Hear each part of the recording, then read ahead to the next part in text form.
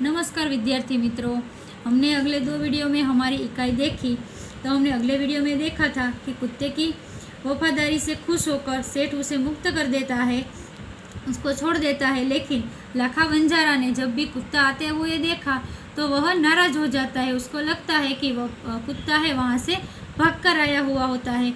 तो लाखा ने कुछ देखा नहीं, सुना नहीं और कुत्ते पर लाकड़ी से प्रहार कर देता है और कुत्ता बेहोश होकर गिर पड़ता है।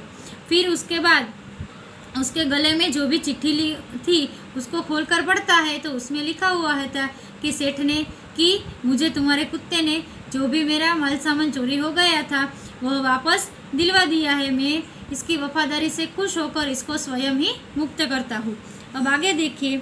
लाखा तो चकित हो गया, वह चिल्लाने लगा, हाँ यह मैंने क्या कर दिया, हाँ यह मैंने क्या कर दिया। लाखा इस सब से यह चिट्ठी जो है वह पढ़कर कैसा हो जाता है, चकित हो जाए, यानी कि चौंक जाता है और चिल्लाने लगता है कि यह मैंने क्या कर दिया। मैंने कुत्ते का भी नहीं सुना, चिट्ठी थी वो भी बाद में पढ़ी, तो मैंने ऐसे ही कुत्ते पर प्रहार कर दिया, तो ये मेरे से कितना गलत हो गया। वह कुत्ते के शव को अपनी गोद में लेकर फुट फुट कर रोने लगा। लेकिन अब पछताए होत क्या जब चिड़िया चुग गई खेत। उसने लाखा बंजारा ने कुत्ते के सिर पर प्रहार किया था, तो इससे कुत्ता है वो क्या हो जाता है, मर जाता है। फिर लाखा बंजारा को बहुत ही पछतावा होता है। लेकिन अगर हम कुछ देखे नहीं, जाने नहीं और उसके बिना जो भी निर्णय हम कर ले तो उससे हमें पछताने की ही बारी आती है।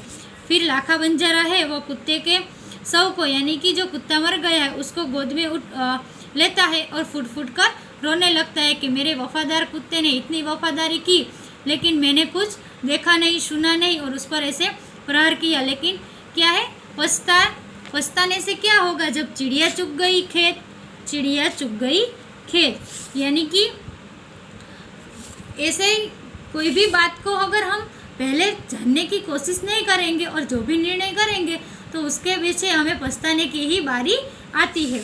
हमें पहले सब कुछ देखना होता है, जानना होता है और फिर कोई भी निर्णय करना होता है। उसने उस वफादार कुत्ते की समाधि बनवाई जो आज भी पाटन जिले के राधनपुर के तालाब के किनारे पर खड़ी है और उस कुत्ते की वफादारी की कथा संसार को सुना रही है।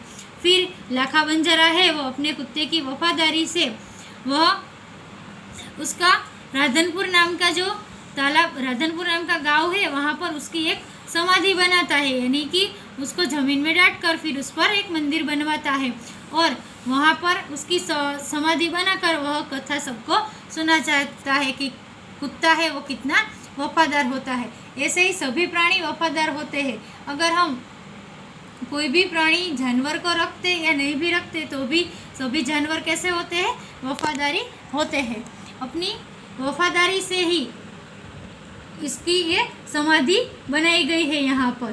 तो इसी से हमें इस इकाई से क्या सीख मिलती है कि कोई भी निर्णय करने से पहले हमें सोच समझ कर ही निर्णय करना चाहिए। ऐसे ही कुछ निर्णय हमें पछताने के बारे में ही पछताना भी पड़ता है। जो भी निर्णय हम देखे या सुने बगैर करेंगे तो हमें पछताने की ही बारी आएंगी। तो कोई भी निर्णय करने से पहले हमें सुनना चाहिए, समझना चाहिए और ध्यान से निर्णय करना चाहिए। यहाँ पर कुत्ते की वफादारी से उसकी तो अगर रहा होगा तो उसने कितनी वफादारी की, तो उसकी वफादारी से उसको यहाँ पर समाधि बनवाई गई है जो आज भी राधनपुर नाम के जिले पर है। राधनपुर नाम के गांव में तालाब के किनारे पर उसकी समाधि वहाँ पर है।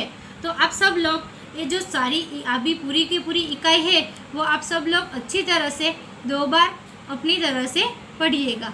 Thank you.